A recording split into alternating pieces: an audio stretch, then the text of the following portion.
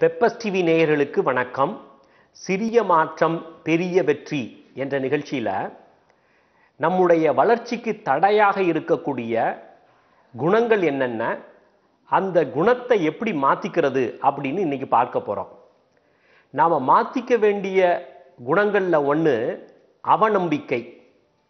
எதுவும் விளங்காது, எதுவும் உருப்படாது அப்படின்னு நெகட்டிவாக பேசுறதுக்கு பதிலாக எதுவும் முடியும், எதுவும் நடக்கும் அப்படிங்கிற நம்பிக்கை தரக்கூடிய வாசகங்களை பேசி பழகணும். மோசமான பின்விளைவுகளை எப்போதுமே கற்பனை செய்து பார்த்துக்கிட்டே இல்லாமல், ஒரு முறை நாம் தோல்வி அடைந்தாலோ இல்லை ஒரு முறை ஒரு பிரச்சனையில் மாட்டிக்கிட்டாலோ எப்போதுமே அது மாதிரி தோல்வி நடக்காது, எப்போதும் அந்த மாதிரி பிரச்சனை இருக்காது அப்படிங்கிற மனப்பக்குவத்தை வளர்த்துக்கணும். மோசமான பின்விளைவுகளை பற்றி அதீதமாக கற்பனை செய்து பார்த்து கொண்டே இருந்தோம்னா நமக்கு அவநம்பிக்கை தான் மிஞ்சும். இதை நம்ம யோசிச்சுக்கணுங்க. அவநம்பிக்கையிலிருந்து விடுபடணும்னா இந்த மாதிரியான மனப்பக்குவத்தை வளர்த்துக்குங்க. முன்ன மாதிரி அடுத்த முறை தவறு நிகழாது, அடுத்த முறை நம்ம சரி செய்திடலாம் அப்படிங்கிற ஒரு தைரியத்தை நம்ம வளர்த்துக்கணும்.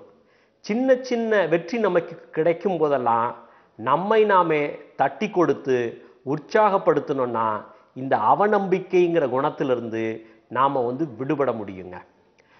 தவிர்க்க வேண்டிய இன்னொரு குணம் எப்போதுமே எல்லார பற்றியும் குறை காணக்கூடிய குணம். சிலர் எப்போதுமே அடுத்தவரை குறை சொல்லிக்கிட்டே இருப்பாங்க. அடுத்தவங்க கிட்ட இருக்கிற நிறை இவங்களுடைய கண்ணுக்கு தெரியாது. இது ஆங்கிலத்தில் ஓவர்லி கிரிட்டிக்கல் அப்படிம்பாங்க. அடுத்தவங்களை எப்பயும் கிரிட்டிசைஸ் பண்ணுறதே இவரோட குணமாக இருக்கும். இப்போ ஒரு சுவர் வெள்ளை அடிச்சிருந்தாங்கன்னா, சுவர் வெள்ளை அடிச்சிருக்கிறாங்கன்னு பார்க்காம அந்த சுவத்தில் எங்கேயாவது ஒரு கரும்புள்ளி இருந்தால் அந்த கரும்புள்ளியை பற்றியே பேசிகிட்டு இருப்பாங்க. இவர்கள் தான் ஓவர்லி கிரிட்டிக்கல். எல்லா மனிதர்களிடமே சில குறைகள் இருக்கும், சில நிறைகள் இருக்கும்.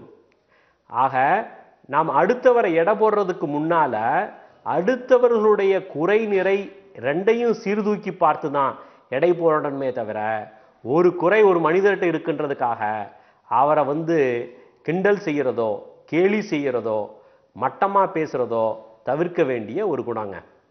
நம்ம முன்னுக்கு வரணும்னா அடுத்தவர்களை அரவணைத்து போகக்கூடிய ஒரு குணத்தை நம்ம வளர்த்துக்கணும்.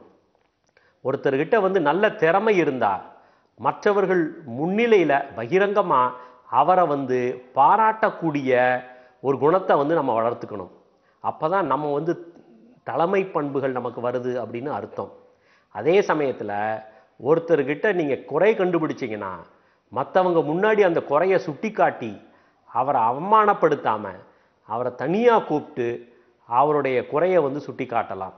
அப்படி தனியாக கூப்பிட்டு குறையை சுட்டி காட்டும் போது கூட அவரை கிரிட்டிசைஸ் பண்ணாமல் நீங்கள் இப்படி செய்திருக்கலாமே அப்படின்னு சஜஸ்டிவாக ஆலோசனை சொல்கிறது மாதிரி அவருடைய நலனில் அக்கறை இருக்கிற மாதிரி நீங்கள் சொல்லும் பொழுது உங்களை பற்றி அவருக்கு நல்ல அபிப்பிராயம் வரும்.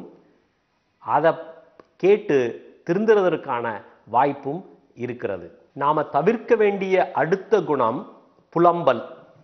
எனக்கு வாய்த்தது எதுவும் சரியில்லை, நான் என்ன பாவம் செய்தேன், எனக்கு மட்டும் எதற்காக இத்தனை சோதனை, நான் தொட்டது எதுவுமே தொலங்கலை, என்னை யாரும் சரியாக புரிஞ்சுக்க மாட்டேங்கிறாங்க அப்படின்னு சாதா புலம்புவர்களை நீங்கள் பார்த்துருப்பீங்க. இவர்கள் என்ன நினைக்கிறாங்கன்னா, உலகத்தில் தனக்கு மட்டும்தான் பிரச்சனை அப்படின்னு தவறான ஒரு அபிப்பிராயத்தில் இருக்கிறவங்க.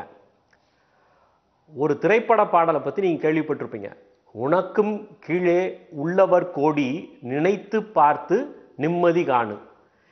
இந்த பாடல் இந்த மாதிரி புலம்புவர்களுக்காகவே எழுதப்பட்டது. இவர்கள் தங்களுடைய பிரச்சனையை எப்பையும் பூதக்கண்ணாடியில் பார்த்து மிகைப்படுத்தி அதை பற்றியே நினச்சிக்கிட்டு இருக்கிறவங்க. ஒரு விஷயத்தை நம்ம நினைவில் வச்சுக்கணும். நாம் புலம்புறோம்னா நம்முடைய பலவீனத்தை வெளிப்படுத்துகிறோம் அப்படிங்கிறத நினச்சிக்கணும். புலம்பல் என்பதே நம்முடைய இயலாமையின் வெளிப்பாடு, நம்முடைய பலவீனத்தின் வெளிப்பாடு. ஒரு பலசாலி புலம்பிக்கிட்டே இருக்க மாட்டான். பலவீனமாக இருக்கிற ஆட்கள் தான் புலம்புவாங்க. ஒரு பிரச்சனை வரும் பொழுது அந்த பிரச்சனையை சவாலாக தான் எடுத்துக்கணும். பிரச்சனையை பற்றியே பேசிக்கிட்டே இருக்கக்கூடாது. இந்த மாதிரி மனப்பான்மையை வளர்த்துக்கணும். நான் பார்க்காத பிரச்சனையா, எத்தனையோ பிரச்சனையை நான் பார்த்துருக்கிறேன், அதை நான் சால்வ் பண்ணியிருக்கிறேன், இந்த பிரச்சனையும் நான் சாதாரணமாக சால்வ் பண்ண முடியும் அப்படிங்கிற ஒரு மனதிடத்தை நம்ம ஏற்படுத்திக்கணும்.